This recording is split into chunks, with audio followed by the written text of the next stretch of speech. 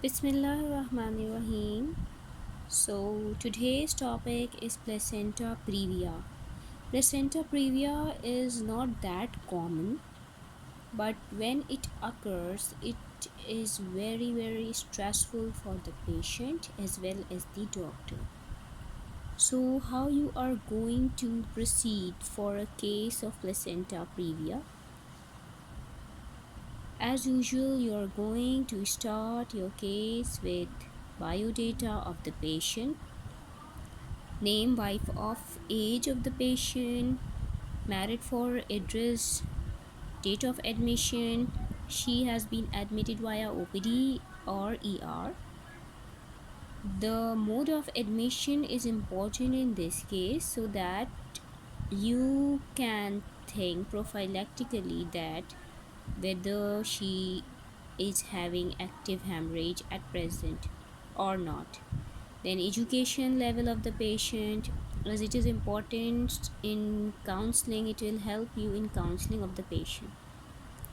Occupation of the patient, then gravida and para, how many are alive, age of the last baby born, what is the LMP, what is the period of gestation, and what is the EDD. Now in this case, the presenting complaint is gestational amenorrhea for 8 months and PV bleeding for 1 day. यानी जो हमारी patient हमारे पास आई है वो bleed करते हुए आई है 1 दिन से। अब ये भी पेशेंट जो है वो बाज़ दफ़ा नहीं बता रहे होते कि ब्लीडिंग कंटिन्यूस है या 1 दिन पहले आई थी और फिर दोबारा आई है जिसको 1 डे कह रहे हैं। But that we will enquire in history of presenting illness. So the first trimester history, second trimester and third trimester history will be the routine history. Then comes the details of bleeding, the duration of PV bleeding, the number of episodes, the amount, the color, associated lower abdominal pain. If no pain, placenta previa is suspected. You must keep in mind that painless bleeding is due to, I must say, can be due to placenta previa. And if pain is present, ask whether constant, that is, if there is constant pain, then you must think about abruption, or regular intermittent pain, then you must think about the labor pains. Find out the cause. Now, why the patient is having PV bleeding? It can be due to raised blood pressure, so you take the history of raised blood pressure. Also ask about any abdominal trauma, history of PV leaking, history of PV bleeding in previous pregnancies due to placental separation, that is abruption, because abruption can occur दोबारा से हो सकता है, recurrence. History of low-lying placenta on ultrasound is then in this pregnancy. Most patients do know about this, so you must ask.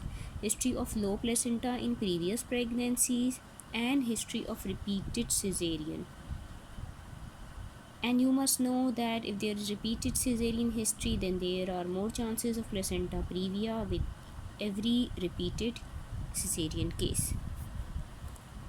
Obviously, your patient is having PV bleeding, so you must ask about symptoms of anemia, because we never know how long the duration is. So ask about the palpitation, dizziness and dyspnea.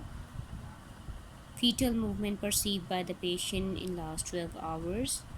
Here in hospital, what workup has been done on ultrasound, placental localization done, and what was the result? Blood test, CBC, what was the hemoglobin, any blood deficiency, blood arrangement order, blood group, history of blood transfusion, any reaction with blood, and any improvement in symptoms of anemia. After asking this, you are going to ask the obstetrical history. Detailed history of previous history of antepartum hemorrhage, because this patient is with PV bleeding. So is there any previous history of APH? What was the cause, whether it was due to abruption or it was a case of previa? What gestation it occurred, mode of delivery क्या था, outcome क्या था, कोई blood transfusion हुआ था या iron transfuse हुआ था, कोई complications, any ICU care indicating DIC, right? After that, you will take the gynae history, the medical history, family history, surgical history, personal history, socioeconomic history, and the drug history. In general physical examination, you will go for routine examination, that is pallor, how much pallor is present, whether the patient is very much pale. Then you take blood pressure. If it is raised, it can be due to abruption. Bleeding can be due to abruption. Systemic examination is routine. In per abdominal examination, you will take some physiofundal height. You will exclude IUGR due to repeat episodes of PV bleeding. Then you check the lie presenting part, like a volume, estimated fetal weight, uterine tenderness, indicating abruption, palpate for contraction, that is your patient is in labor or not. Then you investigate. In investigation, you will go for baselines, which include the blood group, RH factor, CBC, hemoglobin, platelet, DIC को देखेंगे, urine examination, RBS, viral profile, including hepatitis profile. Then the specific tests, which include PT-ABTT, baseline, whole coagulopathy देखेंगे, coagulation profile. Fetal test, obviously you are going to do fetal test because fetal well-being आपको देखनी है, तो उसमें आपने dating scan, anomaly scan, fresh obstetrical ultrasound, biometry, placental localization करवानी है, Likert volume, AFI, estimated fetal weight, lie presentation. If placenta previa, then ask exact measurement of placental edge from the internal os. Why you are doing this? Because you have to do the grading of placenta previa. Then biparietal parameters and CTG if your patient is more than 28 weeks gestation. Then comes the management. If placenta previa is there, first of all, I will explain the diagnosis to the patient. Then I will explain feto-maternal risk associated with it. इसमें patient की counselling आपने करनी है कि जो अव्वल नाल है वो नीचे है और अव्वल नाल नीचे होने की वजह से आपको ब्लीडिंग हुई है। इसमें जो है वो कुछ ख़तरात माँ को लाहक हो सकते हैं और कुछ ख़तरात जो है वो बच्चे को लाहक हो सकते हैं।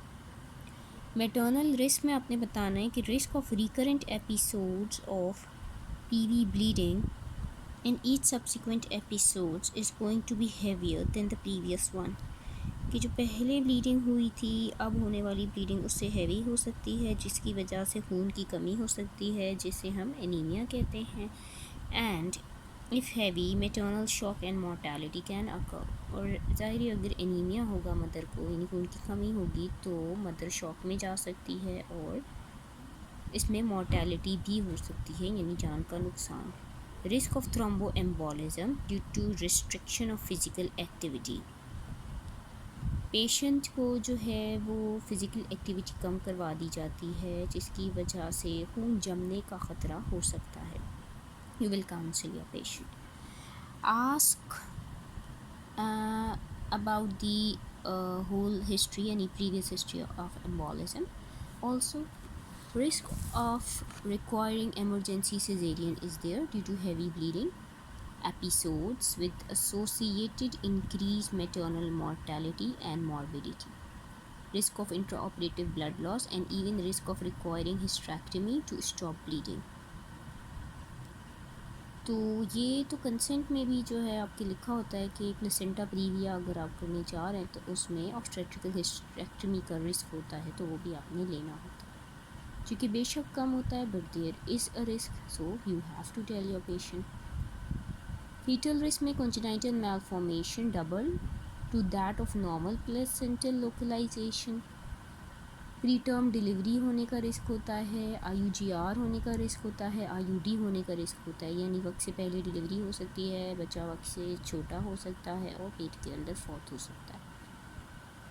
Although she gives history of repeated episodes of PV bleeding, but it has settled down at moment, and as she is remote from term, so I would go for conservative management and will try to prolong the pregnancy as close to term as possible to prevent the baby from the effects of prematurity, but at the same time not putting maternal health at risk. For this reason, I will keep her admitted ideally till delivery with frequent feto-maternal monitoring as an inpatient, which will include।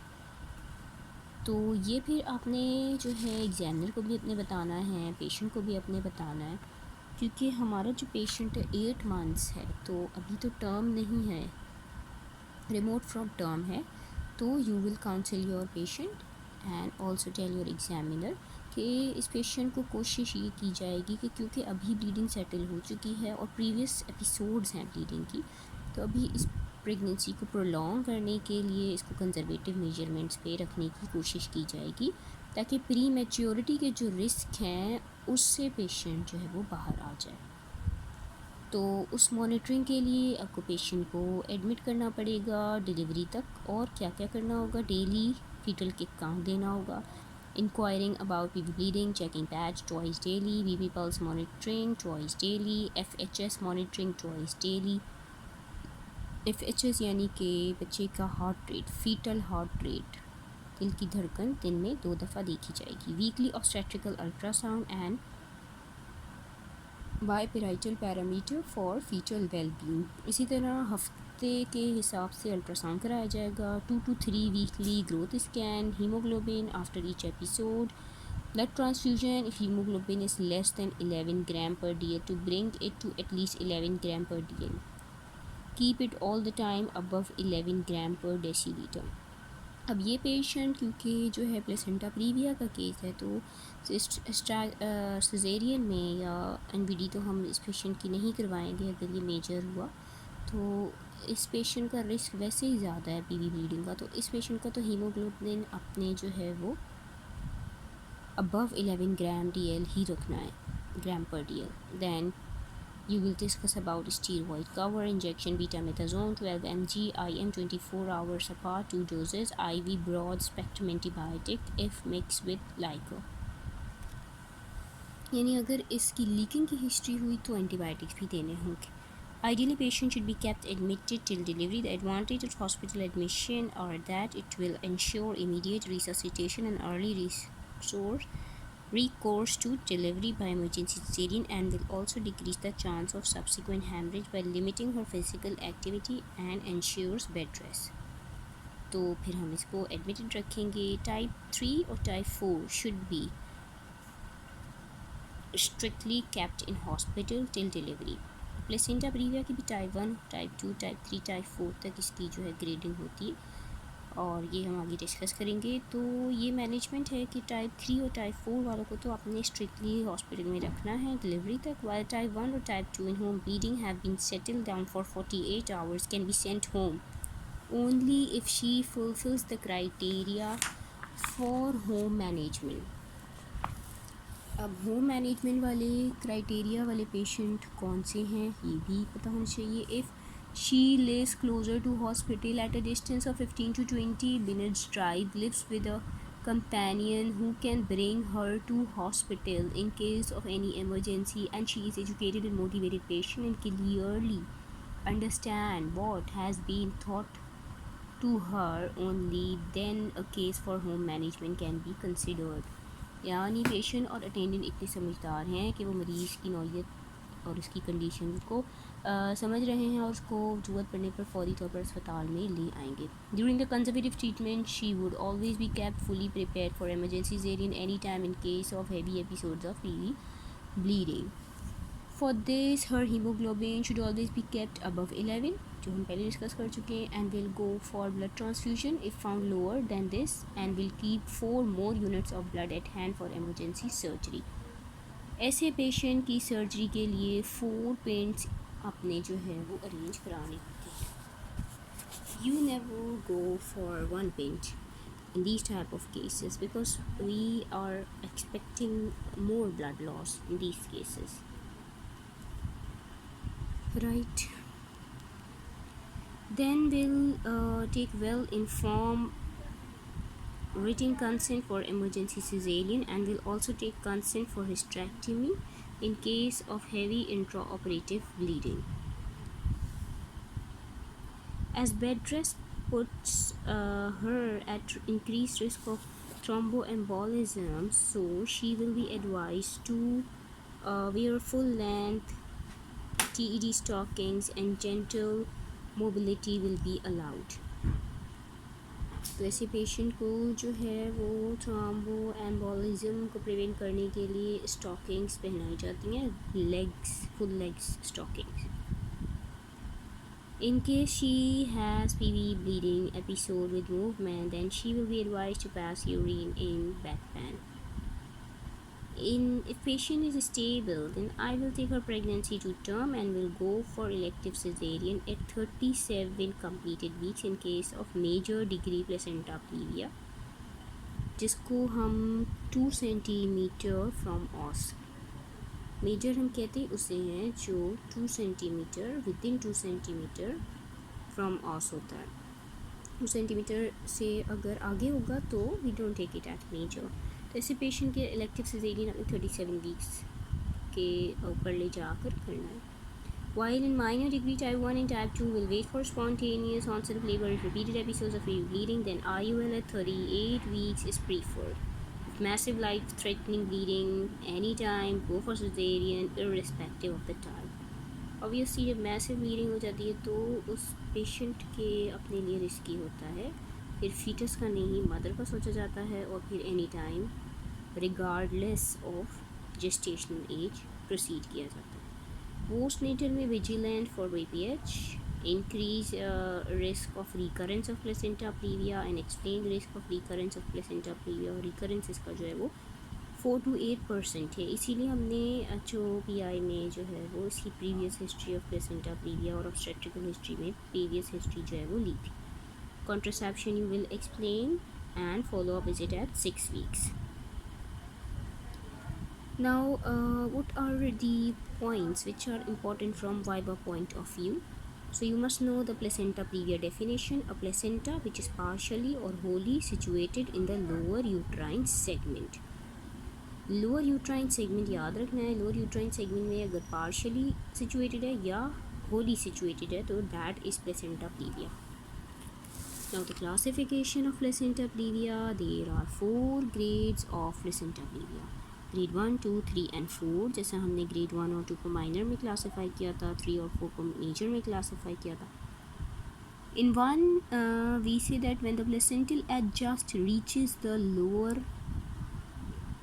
segment but does not reach the internal os. In grade 2, when the placental edges reaches the os but does not cover it. When placenta previa covers the os eccentrically or incompletely, it is grade 3. And when it covers the whole os, the completely os cover कर जाएगा तो that is grade 4. The first 2 grades are called the minor while the last 2 are called the major. In minor, vaginal delivery aim होता है, और in major cesarean should be the aim. We do have another definitions which are when placenta lies within 4.5 centimeter of internal os, it is called placenta previa. Classification according to exact measurement of placental edge from the internal os. Minor when the placental edge lies within 4.5 centimeter but more than 2 centimeter of the internal os, vaginal delivery should be the aim. That is the case for minor. Remember we discussed about 2 centimeter. So major degree when placental edge lies within 2 centimeter of the internal os, cesarean should be the aim. Examination under anesthesia, that is EUA. If patient comes with heavy pervaginal bleeding or shock, do emergency cesarean after resuscitation irrespective of ultrasound report. Now they are saying irrespective of the ultrasound report, and they are saying after resuscitation. Remember resuscitation is the first step. If bleeding is moderate but fetal-maternal condition is stable, an ultrasound report is not available, or different ultrasound report shows different localization of placenta, that is, report is inconclusive, and we have to decide to deliver the patient now. In order to decide about the mode of delivery, we need to do examination under anesthesia, under double doctor setup. So in some very difficult situation, when the doctor is in doubt whether it is placenta previa or not, then you go for EUA. One team of doctors is ready for rapid cesarean in case of major placenta previa, and other team will do EUA. So this was all about placenta previa. Thank you.